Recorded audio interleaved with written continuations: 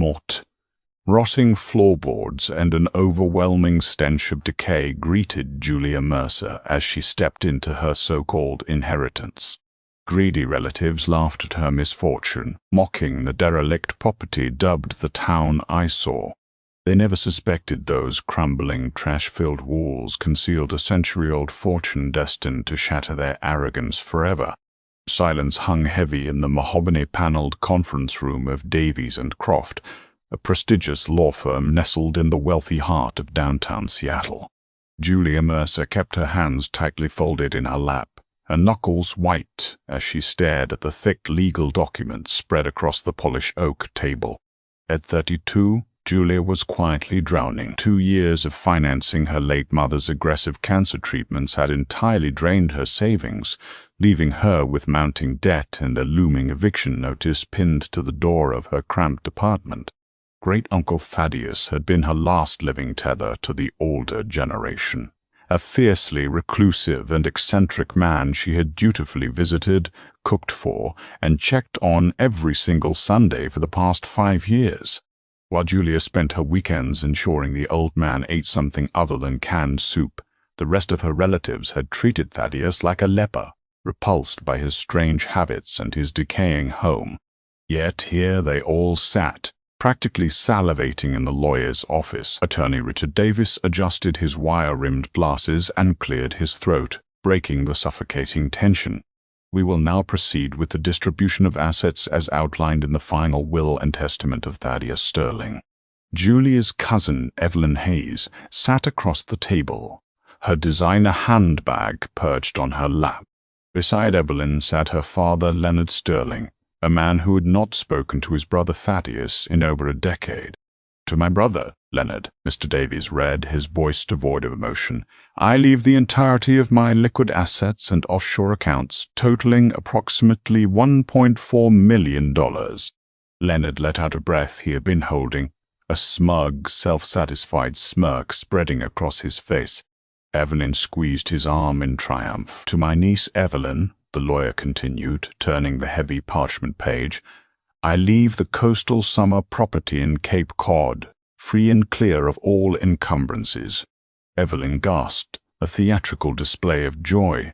"Oh, Uncle Thaddeus, you always knew how much I loved the ocean," she whispered, a blatant lie considering she had once referred to the man as a geriatric lunatic. Julia felt her stomach twist into a cold, tight knot. She didn't want millions, but she desperately needed a lifeline. Just enough to clear her mother's medical debts. Just enough to breathe. "Mr. Davies looked up, his eyes briefly meeting Julia's with what looked like a flicker of genuine pity. "And finally, to my grandniece, Julia Mercer, who showed me kindness when the rest offered only scorn, I leave the primary residence located at 424 Oak Haven Drive in Astoria, Oregon, and all its contents therein." A sharp, barking laugh erupted from Evelyn's throat. She slapped a manicured hand over her mouth, but the cruelty in her eyes danced brightly. "The Oak Haven house," Evelyn sneered. "Josie, he left you the town dump. The city is probably going to condemn it by the end of the month." "Evelyn, please," Mr. Davies cautioned, though his tone lacked true reprimand. He looked back at Julia. "Miss Mercer, the property is fully paid off, but you should be aware that there are several outstanding city code violations. The estate does not have funds allocated for the cleanup."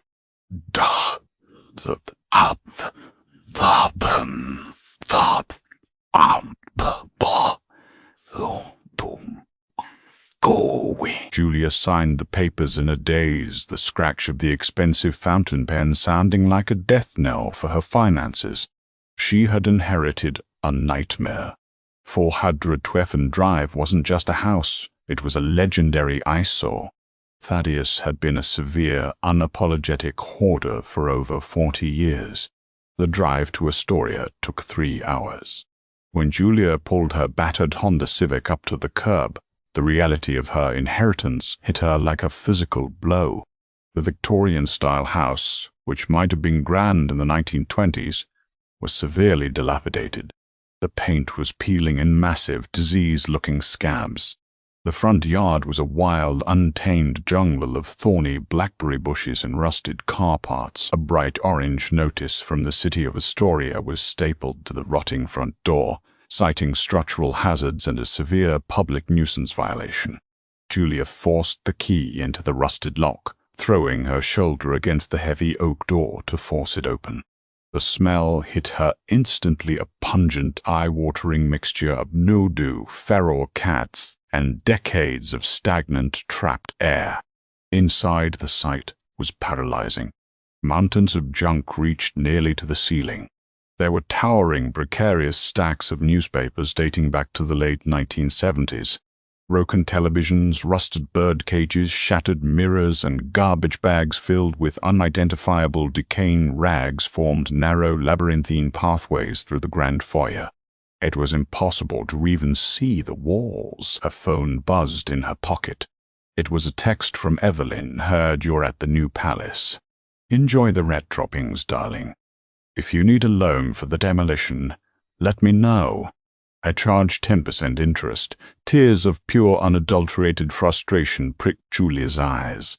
She sank down onto a relatively clean plastic crate near the door and buried her face in her hands.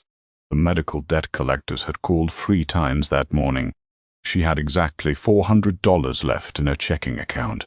She couldn't afford to hire a professional biohazard and hoarding cleanup crew. They would charge tens of thousands of dollars. "Okay," Julia whispered into the suffocating silence of the horde. She wiped her eyes, a sudden fierce spark of stubbornness igniting in her chest. "Okay, Uncle Thaddeus, if this is what you left me, then this is what I have." She marched back out to her car, drove to the nearest hardware store, and spent $80 of her last $400 on industrial garbage bags, thick leather work gloves, and a heavy-duty respirator mask. She was going to clear the house out herself, piece by piece, even if it broke her. The physical labor was absolutely punishing. The 3 grueling weeks, Julia spent 14 hours a day inside the belly of the Oakhaven beast. She hauled bag after bag of ruined, decaying junk to the massive industrial dumpster she had managed to rent on a rapidly maxing out credit card. Her muscles ached constantly, her hands were blistered beneath her gloves, and the pervasive smell of dust and old rot seemed permanently lodged in her sinuses. By the end of the 3rd week, she had finally managed to clear the main floor living room and the kitchen. Beneath the decades of accumulated filth, the house possessed beautiful, albeit damaged, bones. The original hardwood floors, though scratched and stained, were solid oak. The fireplace was framed in stunning hand-carved mahogany, but none of it mattered if she couldn't afford to pay off the city fines that were accruing daily. It was during the 4th week, while Julia was tackling the upstairs master bedroom, that the narrative of her miserable inheritance began to shift. The master bedroom was arguably the worst room in the house. It was packed tight with heavy, water-damaged cardboard boxes filled with worthless, moldy books and rusted tools. After hauling the last of the boxes out to the hallway, Julia stood in the center of the room, panting heavily through her respirator. She took a long sip from her water bottle and looked around. Stripped of the garbage, the room felt off. Julia frowned, tilting her head. She walked out into the 2nd-floor hallway, measured her steps to the end of the corridor, and then walked back into the bedroom. She did this 3 times. The math didn't add up. The hallway extended a good 8 feet past the interior wall of the bedroom, but outside, looking at the exterior of the house, the walls were flush. There was an unaccounted-for gap of space between the master bedroom and the adjoining study. Nearly 6 feet of dead, enclosed space. Curiosity overriding her exhaustion, Julia grabbed a heavy steel crowbar from her toolbox. She approached the wall in question, covered in hideous, peeling floral wallpaper from the 1960s, and tapped the blunt end of the crowbar against the plaster. Thud, thud, thud. Solid. She moved 2 feet to the right and tapped again. Hollow. Her heart did a strange flutter in her chest. She raised the crowbar and drove the hooked end hard into the plaster. Dust plumed into the air as the brittle wall crumbled. She struck it again and again, tearing away chunks of plaster and wooden lath. Instead of seeing the dusty interior of the framing studs, her crowbar sparked violently against something hard and metallic. Julia coughed, waving the dust away, and shined her heavy-duty flashlight into the hole she had created. Bolted between the massive wooden studs was a solid panel of reinforced steel, completely hidden behind the drywall. In the center of the steel plate was a complex antique rotary combination dial, slightly rusted but clearly intact. A hidden safe.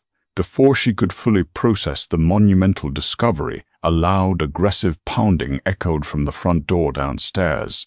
Startled, Julia dropped the crowbar with a loud clatter. She wiped her sweating forehead, pulled down her respirator, and hurried down the stairs. Through the grimy window of the front door, she saw a sleek silver Porsche Panamera parked directly behind her battered Honda. Standing on her rotting porch, looking utterly disgusted, was Arthur Sterling Leonard's son and Evelyn's older brother. Julia cracked the door open, keeping the chain engaged. "Arthur, what are you doing here?" Arthur, dressed in a sharp-tailored Italian suit that looked absurd against the backdrop of the decaying porch, offered a tight, patronizing smile. "Josie, good Lord, the smell out here is offensive. Are you actually living in this biohazard?" "I'm working," Julia said coldly, crossing her arms. "What do you want?" "Look, I'll get right to it," Arthur said, adjusting his expensive silk tie. "Dad and I were talking. We feel bad for you, Josie. We really do. Thaddeus screwing you over like this. It's not right. The city is going to seize this property in a week for the unpaid fines anyway. You're bleeding money you don't have." Julia narrowed her eyes. Arthur had never felt bad for anyone but himself in his entire life. And I have a development firm," Arthur continued smoothly. "I buy distressed properties. I'm willing to take this disaster off your hands. I'll absorb the city fines, pay for the demolition, and I'll cut you a check for $25,000 right now. Cash. You can walk away from this nightmare today." Julia stared at him. $25,000 would clear her mother's medical debt entirely. It was a golden ticket out of her current misery. But why? Why would Arthur, a man who dealt in luxury high-rises and pristine commercial real estate, drive 3 hours to personally offer her a cash buyout for a condemned toxic hoarding house in a blue-collar fishing town? Her mind raced back to the heavy steel plate hidden behind the upstairs pastor. "That's a very generous offer, Arthur," Julia said slowly, watching his eyes. Arthur smirked, pulling a sleek leather checkbook from his breast pocket. "I knew you'd see reason. Just sign the quitclaim deed I brought." "But I'm going to pass," Julia interrupted, her voice firm. Arthur froze, the pen hovering over his checkbook. His patronizing smile vanished, replaced by a dark, ugly scowl.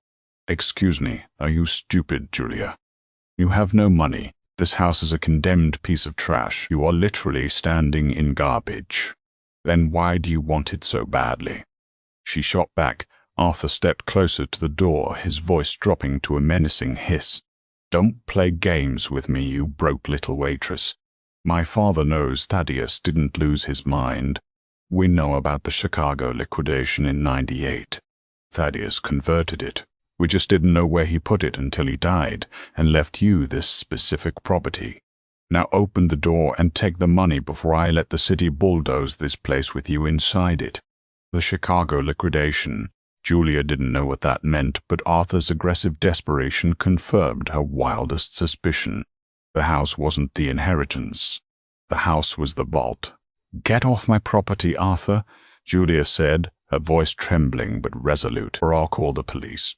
She slammed the heavy oak door in his face, immediately sliding the heavy deadbolt into place. She heard Arthur scream an obscenity, followed by a vicious kick to the bottom of the door. A moment later, tires screeched as the Porsche tore out of the driveway. Julia stood in the foyer, her heart hammering wildly against her ribs. "Thaddeus converted it. We just didn't know where he put it." She turned and sprinted back up the stairs, taking them 2 at a time. She rushed into the master bedroom, grabbing her crowbar and a heavy sledgehammer from the floor. She attacked the wall with a frantic, renewed energy, tearing down massive sheets of dry wall and plaster until the entire steel structure was exposed. It was a custom-built vault door embedded seamlessly into the architecture of the house. She stared at the dial. She didn't have the combination. Thaddeus hadn't left her a note, a letter, or a sequence of numbers. He had just left her the house. Julia slumped against the wall, defeated. She had the door, but no key.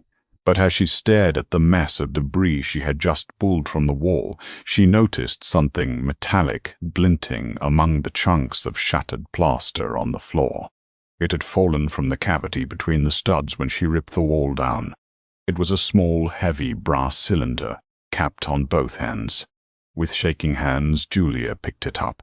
She unscrewed the top. Inside, rolled tightly, was a piece of aged, yellowed parchment. She pulled it out and unrolled it. It wasn't a combination, it was a hand-drawn schematic of the house's basement, with a specific brick in the foundation circled in red ink. Beneath the drawing, in Thaddeus's jagged, unmistakable handwriting, was a single sentence. "The wolves will come for the meat, Josie, but only the one who clears the rot will find the bones." Armed with a faded map, Julia wasted no time. The encounter with Arthur had injected a cold spike of adrenaline directly into her veins. He was desperate, and desperate men with deep pockets were incredibly dangerous. She grabbed her heavy Megalite flashlight, tightened the straps of her respirator, and headed for the basement door located at the back of the kitchen. The door shrieked on rusted hinges, revealing a staircase descending into pitch blackness. The smell down here was different, less dusty, more aggressively damp, smelling of mildew, wet earth, and something metallic. The wooden steps groaned in protest under her weight, slick with years of accumulated moisture. Sweeping the heavy beam of the flashlight across the cavernous room, Julia swallowed hard. If the upstairs was a labyrinth, the basement was a dungeon. It was packed floor to joist with industrial debris, stacked car tires, rusted engine blocks, towers of paint cans, and broken furniture covered in thick gray webs. According to Thaddeus' schematic, the marked brick was located on the far north wall, directly behind the old coal chute. Navigating the basement felt like crawling through the belly of a mechanical beast. Julia scraped her shins against sharp metal and tore her jeans on exposed nails. When she finally reached the north wall, her heart sank. The entire section of the foundation was obscured by a massive rusted cast iron boiler that looked like it weighed half a ton, flanked by several waterlogged wooden pallets stacked with rotting magazines. She couldn't move the boiler, but she could squeeze behind it if she cleared the pallets. For 2 exhausting hours, working by the harsh, singular beam of her flashlight propped on a paint can, Julia hauled the heavy, foul-smelling debris out of the way. Her muscles screamed in protest, but the memory of Arthur's sneering face fueled her movements. Finally, she squeezed into the narrow gap between the cold, damp brick of the foundation and the rusted metal of the boiler. She ran her flashlight over the ancient masonry. Row after row of dark, weeping bricks stared back at her. "Come on, Uncle Thaddeus," she muttered, her breath pluming in the chill air. "Where is it?" She began to trace the lines of mortar with her gloved fingers. 5 rows up from the dirt floor, 7 bricks from the corner. She stopped. The mortar surrounding one specific brick was different. It wasn't the hard, crumbling cement of the 1920s, it was a slightly darker silicone-based filler. Julia pulled a flathead screwdriver from her back pocket and jammed it into the seam. The filler gave way easily. She worked the tool around the perimeter, then wiggled the brick. It was loose. With a sharp tug, the heavy clay brick slid free, revealing a dark, rectangular cavity in the thick foundation. She reached inside and pulled out a heavy, waterproof metal lockbox. Sitting on the dirt floor, ignoring the dampness seeping into her clothes, she pried the box open. Inside lay 2 items, a heavy brass key wrapped in an oiled cloth and a small, black, leather-bound ledger. Julia opened the ledger. The pages were filled with Thaddeus's precise handwriting, but it wasn't a diary. It was a meticulous financial record detailing dates, account numbers, and wire transfers from the late 1990s. As she read the accompanying notes, the pieces of the puzzle aggressively snapped together, forming a horrifying picture of familial betrayal. The Chicago liquidation wasn't a random business deal. In 1998, Leonard Sterling, Arthur's father and Thaddeus's own brother, had been systematically embezzling millions from the family's joint real estate firm. He was using the funds to bankroll illicit offshore investments, leaving the legitimate company on the brink of catastrophic collapse and federal indictment. Thaddeus had discovered the fraud before the authorities did. Instead of turning his brother in and risking the entire family name and fortune being seized by the government, Thaddeus executed a brilliant, ruthless countermeasure. Using a hidden clause in their partnership agreement, he unilaterally liquidated the remaining clean, untainted assets of the company. He didn't steal the money, he rescued his rightful half, converting it entirely into untraceable physical assets, gold bullion, and bearer bonds, and vanished to the isolated town of Astoria. He embraced the persona of a crazy hoarder, knowing Leonard's arrogance and vanity would prevent him from ever stepping foot inside a filthy, decaying house to look for the missing millions. The last entry in the ledger was dated just 3 months before Thaddeus's death.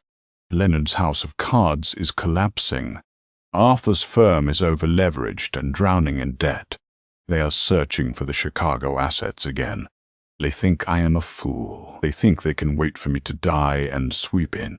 They will get the ashes. You, Julia, will get the fire.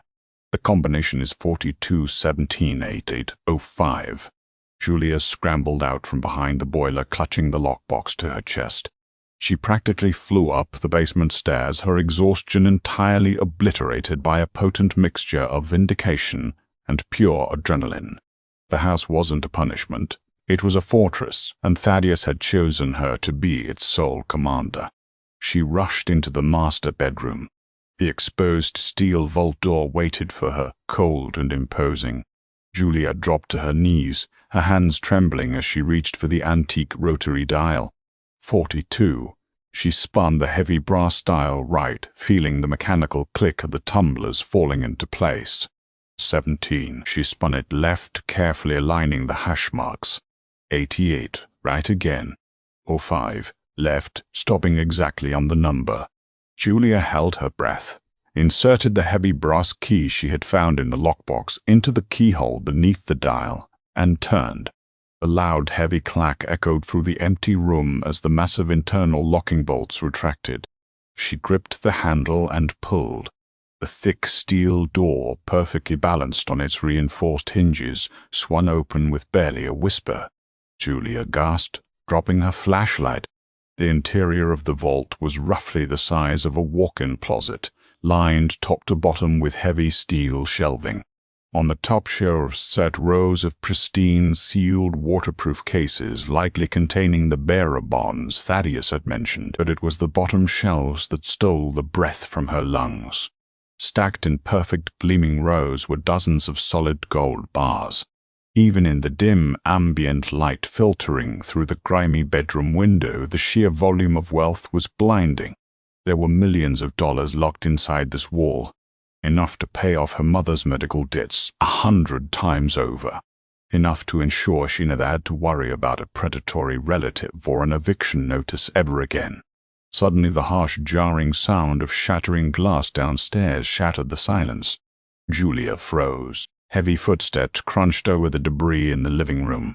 Tear the walls open if you have to. Arthur's voice echoed up the staircase, frantic and vicious. Find the bolt. She knows something. No, they do.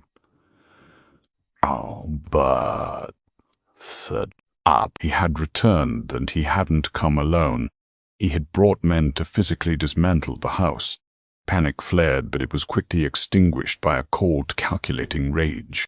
This was her house. This was her uncle's legacy. Julia quietly closed the heavy steel vault door, spinning the dial to lock it securely. She slipped the ledger and the key into the deep pockets of her work jacket, then silently pulled her cell phone from her pocket. She dialed 911, pressing the phone to her ear. 911, what is your emergency? The dispatcher asked calmly. There are 3 men breaking into my house at 424 Oakhaven Drive, Julia whispered, her voice steady. They're weapons. Please hurry. She left the line open, slipping the phone into her breast pocket. Then she picked up her heavy steel crowbar from the floor and stepped out into the second-floor hallway, leaning against the railing to look down into the fire. Arthur was standing amidst the trash bag she had packed earlier, flanked by 2 large men carrying sledgehammers. He looked up, his eyes locking onto Julia. Well, well, Arthur sneered, stepping toward the bottom of the stairs. Look who decided to stick around. I told you I was buying this house, Josie. I just decided to skip the paperwork and take it. You're trespassing, Arthur, Julia called down, her grip tightening on the cold steel of the crowbar. Get out. Or what? Arthur laughed, a harsh, ugly sound. You're going to hit me with that stick. I don't have time for your pathetic defiance. My company is facing federal audit on Monday. I know the Chicago gold is here. Thaddeus was a paranoid freak, but he wasn't stupid. Where is it? He left the estate to me, Julia stated firmly, letting the 911 operator hear every word. Whatever is in this house belongs to me. You and your father stole from the family business for years. Thaddeus hid the assets to protect them from you. Arthur's face contorted in rage. He stole from us. He robbed my father of his rightful capital. Now you are going to show me where the vault is, or my friends here are going to make sure you have an unfortunate accident in this biohazard. He began to march up the stairs, the 2 hired thugs following close behind. Julia didn't back away. She stood her ground at the top of the landing. You're too late, Arthur, and you're incredibly arrogant. Did you really think I'd just sit here waiting for you to come back? Outside, the wail of police sirens pierced the quiet Astoria night. The sound grew rapidly louder, tires screeching to a halt on the gravel driveway directly in front of the house.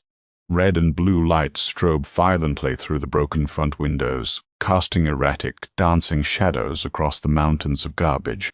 Arthur stopped dead in his tracks halfway up the stairs, the color draining entirely from his perfectly tanned face. You call the cops? He hissed, absolute panic finally breaking through his smug facade. Breaking and entering, trespassing and threatening bodily harm. Julia listed off smoothly, tapping the pocket where her phone still broadcasted every word to dispatch. And that's just tonight. Wait until the FBI sees the ledger Thaddeus left me documenting your father's embezzlement and your company's fraudulent offshore accounts. You're bluffing, Arthur screamed, but his voice cracked. The loud authoritative pounding on the front door shattered any remaining illusion of control. Astoria police, open the door. The 2 hired men dropped their sledgehammers with a deafening clatter and immediately raised their hands, having zero intention of going to prison for a bankrupt real estate developer. Arthur looked wildly around the foyer, but there was nowhere to run. The hoarding maze he had mopped was now his trap. Within minutes, officers flooded the house. Arthur was handcuffed and dragged out, screaming obscenities and threatening lawsuits that everyone knew he could no longer afford. Julia handed the responding detective the black ledger, explaining exactly what it was and requesting an immediate federal handover. The fallout was swift and absolute. The ledger triggered a massive federal investigation into Leonard and Arthur Sterling. Within weeks, their assets were frozen, their company was seized, and both men were facing decades in federal prison for fraud, embezzlement, and tax evasion. Evelyn, who had financed her luxurious lifestyle entirely through her father's stolen money, was forced to sell her designer clothes and move into a tiny rundown apartment, her inheritance of the Cape Cod house seized by the IRS to pay back taxes. As for Julia, her life transformed overnight. The bearer bonds and gold bullion amounted to a staggering $18 million. She paid off her mother's medical debts in a single afternoon.